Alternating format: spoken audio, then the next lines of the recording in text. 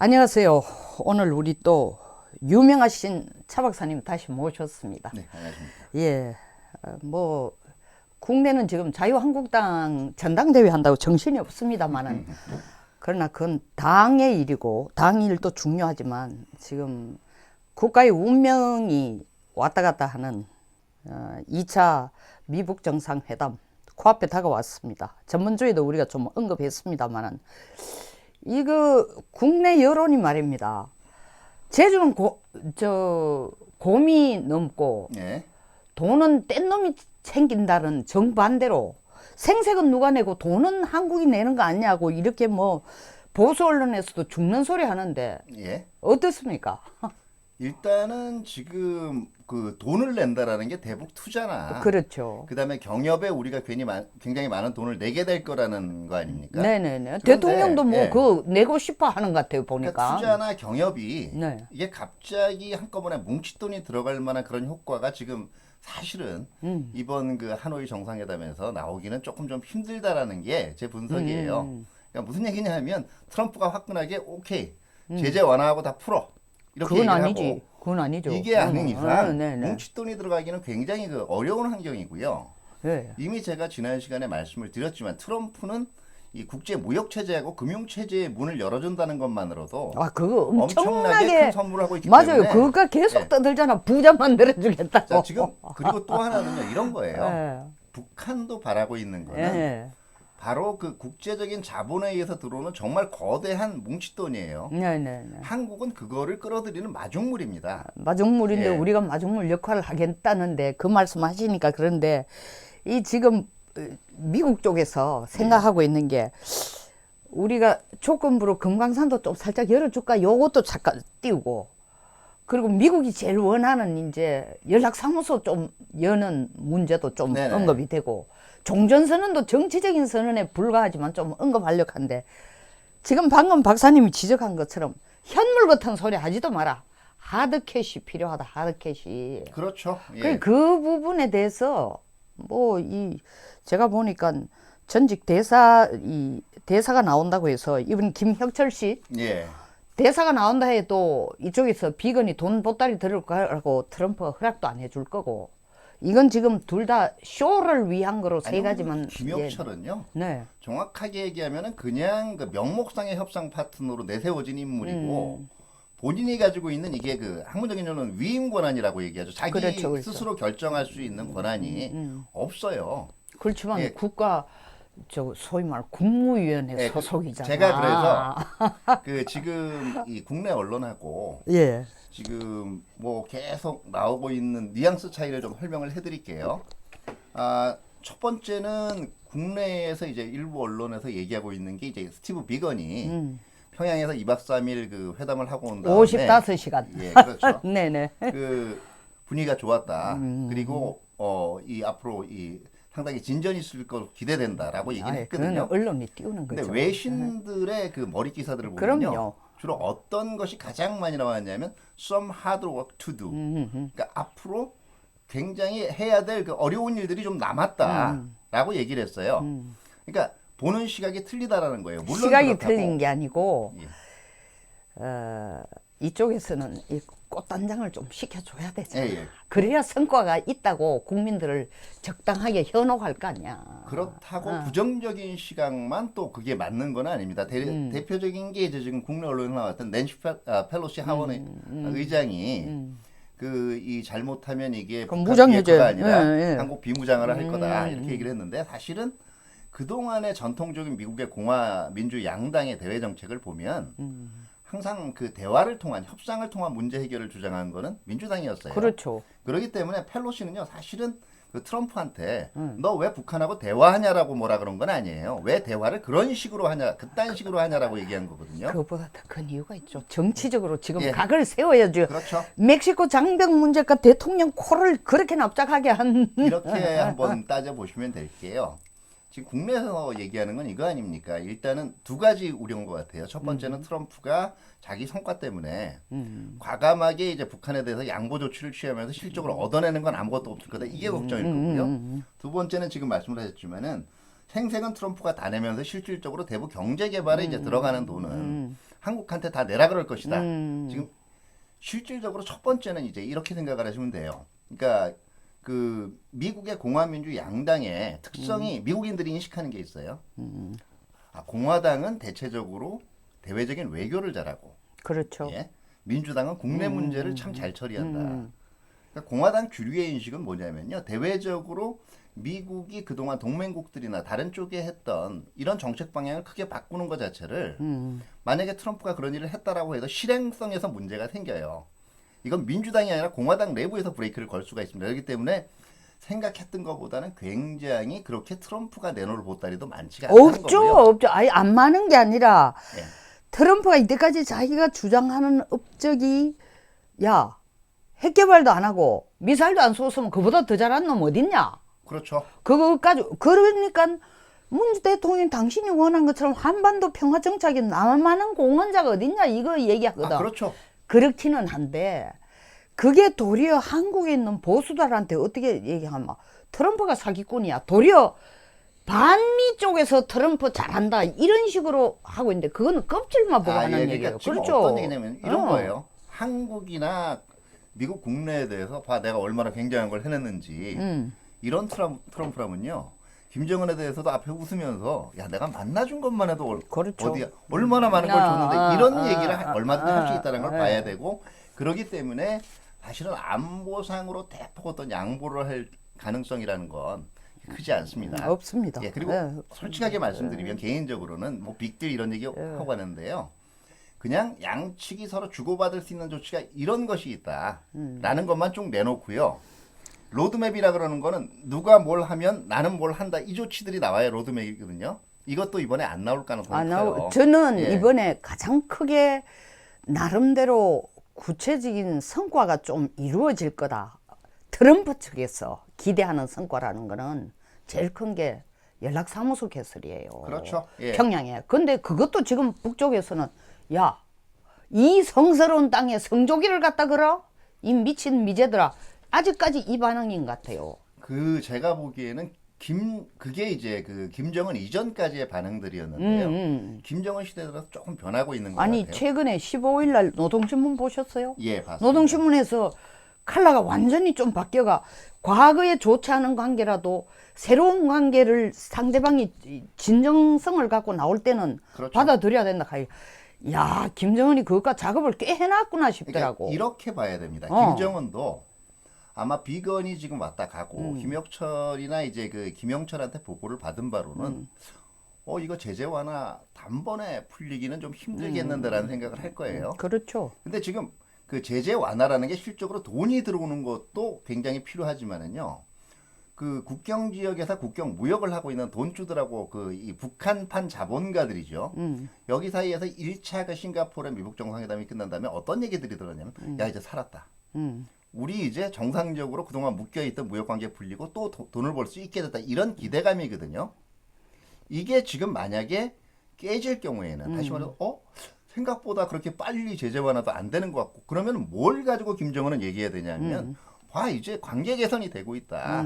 조금만 더 참으면 결과적으로 저는 이걸 보여줘야 돼요. 김정은이 요번에 트럼프는 사무실 연락사무소 여는 게 최고의 목표고 김정은은 북한이 뭐가 돈 뭡니까? 관광 수입 아니고는 안 돼요, 지금. 그렇죠. 그러니까 결국 마식령 스키장이라든가 뭐 원산 같은 데를 이렇게 좀 IMF나 이런 국제기금들을 좀 간접적으로 지원하든지 그 통로를 열어가지고 이 관광객을 유치하도록 도와주는 것에도 제가 그 말씀을 드리는데요. 그 일반적으로 IMF나 IBRD 같은 이제 그 국제 그 개발 자금들을 이용을 할 때 네. 이거는 지금 그 여러 가지 목적이 있습니다만 일단은 그걸 이용해서 사회 간접 자본이라든가 다른 기관 시설들을 활용하는 데는 쉽게 이제 그 이 차관을 들여올 수가 있어요. 네. 근데 지금 얘기하는 관광 개발이나 이런 거에 대한 개개발 그 이 하드웨어들에 대해서 과연 이걸 받을 수 있는가는 조금 더 강론적으로 따져봐야 될 문제들이고요. 강론적으로. 다만 예. 또 하나가 그 돈이 유입된다라고 해서 그 돈이 북한 시장 내에서 도는 게 아니라는 거예요. 그 그렇죠. 건설 자금이 예. 투입이 돼야 됩니다. 예. 물론 김정은 같은 경우에 이제 빨리 지금 사실은 근데 그 정도 국제적인 자금이 유입될 정도만 하려고 해도요. 그동안의 대북 제재 그 내용으로 보게 되면 아마 그 둘둘30 이전으로의 제재로 돌아가는 걸 의미하거든요. 당장 그런 것이 지금 2230에 대해서 설명을 해주셔야 돼요. 결과적으로 2230 뭐 전부 정치학자 만든 게 아닌데. 2015년 예, 예, 그러니까. 2015년 1월에 북한이 이제 4차 핵실험을 했잖아요. 네네. 그런 다음에 2016년 1월 7일. 네, 네. 그랬습니다. 16년 1월에 지금 4차 핵실험을 하고 2월에 장거리 로켓 그 발사를 했잖아요. 예, 예. 그러면서 이제 3월에 네. 유엔 안보리결의안 2270호가 통과가 됐는데 이 2270호를 보게 되면은 이제 굉장히 많은 제약이 있지만 딱 그 몇 가지는 앞으로 북한이 돈을 못 벌게 하겠다. 그렇기 때문에 이전에도 있었지만 강화를 한 게 북한한테 뭔가 경제적 수익을 안겨줄 수 있는 사업을 하지 말아라. 그리고 북한의 군사적인 이중 용도로 이게 굉장히 넓어요. 그렇죠. 예, 이중 용도로 전용될 수 있는 물품 자체를 아예 거래를 하지 말아라는 거기 때문에 지금 만약에 그 국제적인 자본 투여가 되려면 그 규정 자체가 풀려야 되고요. 두 번째는 이 돈도 한꺼번에 현금으로 들어가려면 또 그 앞까지 올라가야 돼요. 그러니까 그거 현금은 이미 안 돼요. 2016년 이전부터 네, 현금은 안 돼요. 이 북한에 이제 벌크 캐시라지 뭉칫돈이 들어가는 걸 막았거든요. 아, 그러니까 현금은 안 되니까 저 얘기는 IBRD나 IMF 같은 걸 동원을 해서 사실 IBRD나 IMF 돈 빌리는 게 그냥 안 됩니다. 우리도 건설 사업을 하려 해도 그 전에 실적이 있어야 은행이 대출 받잖아요. 실적이 없는 북한에게 실적이 있는 것처럼 미국이 뒤에서 소위 말하는 보증인을 해주겠다라는 건데. 재정 보증을 그럼요, 해주게 되는데, 바로 그런데 예, 그게 지금 뭐냐 하면은 베트남에 해준 것처럼 너희들한테 해주겠다는 예, 거예요. 그런데 그리고 또 하나는 뭐냐면 그렇게 되려면은요. 음, 베트남 지도부 같은 경우에는 이게 일종의 집단 지도 체제 아닙니까? 그렇죠. 그 돈을 가지고 별도 통치 자금을 조성하지는 않았어요. 그러니까 사실은 그게 예, 우리도 IMF 겪어봤지만 그게 아주 큰 차이입니다. 예, 자금 투명성을 굉장히 엄밀하게 네. 그 특히 국제적인 남의 돈 먹기가 쉽지가 않습니다. 그 돈 그러니까 먹게 되면 아주 그때부터 깨알같이 간섭을 시작을 하거든요. 그러면 김정은이 바라는 것 자체는 두 가지예요. 하나는 예, 실질적으로 자금이 들어와 가지고 자기가 이제 이 바라는 대로 개발이 이루어지는 것도 있지만 그걸 통해서 자기의 개인적인 통치 자금 그동안 이제 좀 고갈됐을 거 아닙니까? 이걸 축적하려는 여지가 있는데 이거는 지금 제한적일 수밖에 없다라는 거예요. 통치 지금 폼페오나 비건이나 트럼프나 볼턴이 똑같이 북한이 비핵화하기 전까지는 제재를 안 풀어준다는 이 얘기는 다른 말로 번역을 하면 뭐냐면 통치 자금으로 이 유용될 수 있는 캐시에 대해서는 우리가 어떤 일이 있어도 안 그렇죠, 풀어준다는 막겠다는 거거든요. 얘기예요. 그죠? 예. 근데 아까 중요한 걸 지적했어요. 뭐냐면은 지금 김정은도 제일 기대하는 게 뭐냐면 베트남식으로 좀 도와주면 좋겠다. 이걸 제일 기대하고 그렇죠. 트럼프도 그것을 계속 암시하기 위해서 1차 때부터도 계속 하는 얘기가 너 부자 만들어 주겠다. 뭐 베트남식으로 너희들도 좀 그렇게 중국하고 최소한 미국하고 한 중간 정도만 서가 양쪽 플레이만 해도 우리가 좀 도와주겠다 했는데 방금 중요한 거 지적한 게 뭐냐면 정치체제 또 경제체제도 물론 경제체제는 앞으로 베트남식으로 배워가야 되지만 너무 다른 거야. 네. 특히 정치체제 한쪽은 집단지도체제고 하나는 유일영도체제야. 네, 그리고 서로 다른 얘기를 개혁개방 가지고 하고 있는 것이요. 이게 지금 지난 시간에 얘기했던 개최 장소하고도 굉장히 많은 상징성이 있어요. 지금 어떤 거냐면 결과적으로 미국은 처음에 다낭을 선호하지 않았습니까? 그렇죠. 북한은 하노이를 얘기를 했어요. 그렇죠. 다낭. 북한이 그러니까 그 미국 쪽이 다낭을 얘기한 메시지는 뭐냐면요. 결과적으로 대외적으로 사회 분위기 자체를 전체 개방을 시켜나가면서 네네. 그 개혁 개방이 된 네. 그런 사례들. 그러니까 결국은 너네도 베트남처럼 어느 정도 자유 허용하고 이렇게 하면 국제 자본도 많이 들어오고 돈 벌 수 있어라고 얘기를 하는 거고요. 거꾸로 북한이 하노이를 얘기를 했던 건 이 베트남식 개혁 개방 모델이 요새 왜 나오냐면 이 중국에 비해서 베트남이 분위기가 좀 그렇죠. 자유로운 것 같이 보이지만 실질적으로 대외적인 이 자금에 대해서는 비교적 그 관대한 규정을 적용을 합니다. 근데 국내 자체 자본이 있잖아요. 그러니까 그 북한으로 지금 돈주들이 여기에 대한 통제는 중국보다 베트남이 훨씬 더 리기드해요. 그러니까 엄밀해요. 그럴 수밖에 없죠. 예. 중국은 지금 시진핑이 2기차에 들어와서 집단 제도체제가 없어. 중국이야말로 유일 영도 체제가 돼서. 근데 아까도 얘기한 것처럼 베트남은 아직 집단 제도 그러니까 예. 분위기 자체는 그렇지만 네. 실질적으로 자본을 내부적인 자본을 움켜쥐고 통제하는 그거는 베트남이 훨씬 강도가 세다는 얘기예요. 그 내 얘기도 그 얘기라니까요. 그러니까 북한이 예, 예. 사실은 베트남식을 얘기한 게 바로 그런 식으로 개혁 개방을 하고 싶다라는 거거든요. 네. 그러니까 한마디로 주식회사 북한 운영하고 싶다는 얘기예요. 네. 그러니까 이제 그거에 대한 뉘앙스 차이가 분명히 있기 때문에. 근데 제가 볼 때는 미국이 북한식의 주식회사 운영이란 개념을 아직 이해를 못할 것 같아요. 저는 이해할 걸로 봅니다. 왜냐하면 왜? 자 지금 트럼프의 기본적인 이 배경이 비즈니스맨이잖아요. 그렇죠. 미국을 우리가 민주주의 사회라고 많이 얘기하잖아요. 네. 근데 미국 내에서 가장 딕테이터십이 통하는 분야가 어딘 줄 아십니까? 네. 그게 경제예요. 그렇죠. 왜냐하면 미국에서 CEO들은 예외 없이 뒤에서 딕테이터란 비아냥을 많이 받아요. 네. 그게 이제 결과적으로 그렇게 자본주의 사회에서 예. CEO가 독재자가 아니면 어떻게 자본주의 아니, 사회가 그러니까 됩니까? 그걸 그러니까 정치 분야에서 지금 그대로 실현해서 문제가 되고 있는 게 트럼프 행태예요. 그리고 그게 트럼프가 이 푸틴이라든가 시진핑 그다음에 김정은까지도 어떻게 보면 일반적으로 독재 국가의 지도자들에서 막연하게 가지고 있는 쟤하고 얘기하면 뭐가 될 거다라고 얘기하는 것도 바로 그런 자기 개인 경험이거든요. 그러니까 미 국무부나 이런 쪽에서 궁극적으로 바라는 게 결국 그렇기 때문에 북한 체제 변환을 시키겠다 이거지만 과연 트럼프가 그렇게 아주 정교한 철학적인 이걸로 완전히 북한을 이제 지도 체제까지 개방시키겠다. 저는 트럼프는 그런 생각까지는 안 할 것 같아요. 아니 그러나 저는 이렇게 생각합니다. 트럼프가 김정은을 1차 만난 거는 맷집 테스트 하려고 만났어요. 네. 야, 링이 같이 인마가 플라이급인지 헤비급인지 그다음에 두 번째 진짜 내하고 권투 시합할 준비가 입만 가지고 그런지 진짜 돼 이제 그거 확인했는데 이번에 1차 이후에 한동안 좀 둘이가 관계가 소원한 같더니 또 다시 이제 불이 붙어가 만나는 거는 둘 다 계산 방법이 다르기는 하지만 트럼프는 야, 이 김정은이라면 내가 베트남식으로 좀 끌고 갈 수 있는 여지는 있겠다. 그거 나름대로 트럼프의 독특한 그런 자신감 있고 두 번째로는 설사 그렇게 안 된다 하더라도 중국과 북한의 관계를 벌리면 벌릴수록 그게 가장 큰 수확이다. 예, 그건 분명히 트럼프 이길 거예요. 예. 그러니까 가령 지금 얘기하는 중국으로부터 사이를 벌려놓는다라고 해도 예. 다른 여러 가지 복잡한 변수가 있어요.